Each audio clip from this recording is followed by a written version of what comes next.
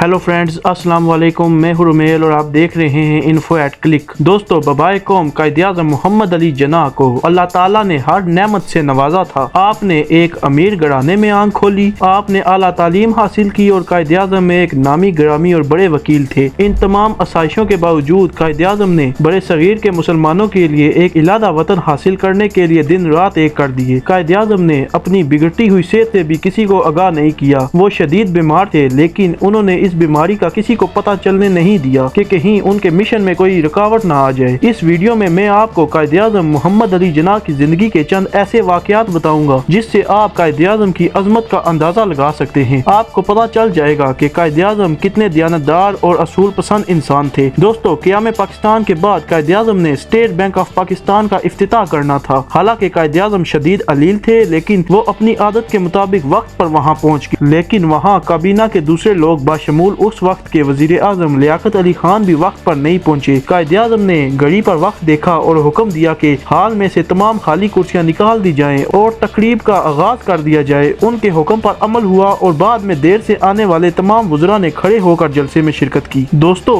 इस बात से आप अंदाजा लगा सकते हैं कि कायद-ए-आज़म के नजदीक वक्त की क्या अहमियत थी। एक दूसरे वाक़े में एक दफा बरतानिया के सफीर ने आपको पैगाम भिजवाया कि बरतानिया के बादशाह किंग जॉर्ज का भाई पाकिस्तान पहुंच रहा है और आप उसको एयरपोर्ट पर रिसीव करने के लिए चले जाएं। कायद-ए-आज़म ने जवाबन बरतानिया के सफीर को पैगाम भिजवाया कि मेरी एक शर्त है, मैं तब किंग जॉर्ज के भाई को एयरपोर्ट पर लेने के लिए जाऊंगा कि जब मेरा भाई बरतानिया जाए और उसको भी वहाँ का बादशाह एयरपोर्ट पर लेने के लिए आए। दोस्तों, ये हमारे आज के हुक्मरानों के लिए बहुत बड़ा सबक है। एक मरतबा काबीना का इजलास जारी था। कायद से पूछा गया, चाय का वक्फा कब होगा? कायद-ए-आज़म ने जवाब दिया, क्यों, क्या ये लोग अपने घर से चाय पीकर नहीं आए? मुल्क का खजाना मुल्क के लोगों के लिए है, लोगों के चाय खाने के लिए नहीं। कायद-ए-आज़म काबीना के इजलास और सरकारी तकरीब में खाने पीने पर सख्त गुस्सा होते थे। एक मरतबा पाकिस्तान के सरकारी इस्तेमाल के लिए 37 रुपए की कुर्सियां मंगवाई जानी थी। पाकिस्तान नया नया बना था और पाकिस्तान में वसाइल ना होने के बराबर थे। लिस्ट कायद-ए-आज़म को दे दी गई। कायद-ए-आज़म ने लिस्ट देखी तो वो 37 रुपए के बजाय 44 रुपए की थी। इसमें 7 रुपए ज्यादा थे। कायद-ए-आज़म ने पूछा, किसके लिए है? तो जवाब मिला कि ये 7 रुपए की कुर्सियां आपकी बहन फातिमा जिन्ना के लिए मंगवाई गई हैं। कायद-ए-आज़म ने कहा, ये पैसे सरकारी खजाने से क्यों जाएंगे? इसके पैसे फातिमा जिन्ना खुद अदा करेंगी और उस लिस्ट में से 7 रुपए कटवा दिए गए। दोस्तों, इसी तरह कायद-ए-आज़म के लिए करीबी बेकरी से रोजाना बड़ी डबल रोटी आया करती थी। एक दिन मोहतरमा फातिमा जिन्ना ने बेकरी के मालिक को फोन करके कहा कि आप जो डबल रोटी बेचते हैं वो बड़ी वाली है और हम इसमें से सिर्फ 1/4 डबल रोटी ही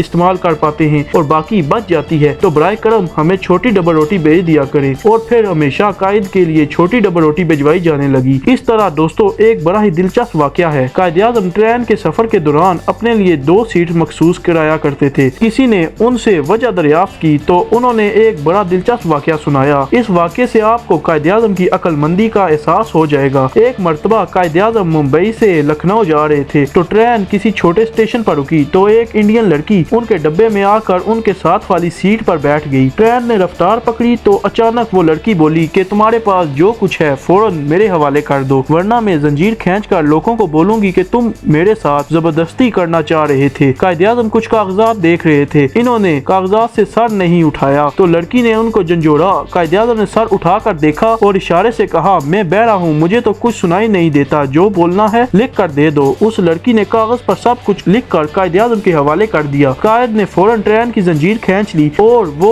कागज ट्रेन हुकाम के हवाले कर दिया और लड़की को पकड़ लिया गया। इस तरह कायद-ए-आज़म अपनी अक्लमंदी से एक बड़ी मुसीबत से बच गए। दोस्तों, जब कायद-ए-आज़म बीमार पड़ गए थे, ये क़याम पाकिस्तान के बाद की बात है, तो एक डॉक्टर उनका बहुत ख्याल रखा करता। कायद-ए-आज़म उस वक्त गवर्नर जनरल थे। उन्होंने उस डॉक्टर से पूछा कि बताओ, मैं तुम्हारे किसी काम आ सकता हूँ? तो डॉक्टर ने कहा कि बराए करम मेरा ट्रांसफर मेरे आबाई शहर में कर दें। कायद-ए-आज़म ने जवाब दिया कि ये मेरा काम नहीं है बल्कि सेहत के डिपार्टमेंट का है और मैं उनके काम में दखल अंदाजी नहीं कर सकता। इससे आप कायद-ए-आज़म की असूल पसंदी का एहसास कर सकते हैं। दोस्तों, कायद-ए-आज़म कितने असूल पसंद थे, इस बात का अंदाजा इससे भी लगाया जा सकता है कि एक मरतबा कायद-ए-आज़म के पास एक अमीर ताजर अपना केस लेकर आया और कायद को वकील मुकर्रर करना चाहा। उसने कायद-ए-आज़म को 5000 रुपए की भारी फीस की पेशकश की। कायद-ए-आज़म एक बहुत बड़े और नामी ग्रामी वकील थे और चाहते तो फौरन वो पैसे ले सकते थे, लेकिन आपने कहा कि मैं 500 रुपए फी पेशी के हिसाब से पैसे लेता हूँ। उस ताजर ने फौरन हामी भर ली। कायद ने वो केस सिर्फ 3 पेशियों में जीत लिया और उनकी फीस 1500 रुपए बनी। उस ताजर ने खुशी के मारे कायद को पूरे 5000 रुपए देने की कोशिश की, लेकिन कायद ने कहा नहीं, मैंने अपना हक ले लिया है। दोस्तों, कायद-ए-आज़म एक मरतबा मुज़ाकरात के लिए लंदन में मौजूद थे। उनको बादशाह की तरफ से लंच के लिए दावतनामा मसूल हुआ। ये उस वक्त एक बहुत बड़ा एजाज समझा जाता था, लेकिन कायद ने यह दावतनामा कबूल करने से इनकार कर दिया और इनकार की वजह पर जवाब दिया कि ये रमजान मुबारक का मुकद्दस महीना है और हम लोग इस महीने में रोजे रखते हैं, चुनंचा में लंच पर नहीं आ सकता। दोस्तों, जिस कौम के रहनुमा जितने बासूल और दयानतदार हों और फिर कौम भी वैसी ही हो, वही मुल्क आगे की तरफ बढ़ सकता है। हमें ये बात जरूर सोचनी चाहिए कि आज हम लोग कहाँ खड़े हैं। दोस्तों, आज की वीडियो बस यहीं तक थी। अगर आपको ये वीडियो पसंद आई हो तो चैनल को सब्सक्राइब करके साथ मौजूद घंटी के बटन को भी दबा दें, ताकि अब ऐसी इंटरेस्टिंग वीडियोस आप तक मुसलसल पहुंचती रहे। अगर आप हमारे साथ कनेक्ट होना चाहते हैं तो इंस्टाग्राम और फेसबुक का लिंक भी नीचे डिस्क्रिप्शन में दिया है। अगली वीडियो तक अपने मेजबान को इजाजत दीजिए। अल्लाह हाफिज।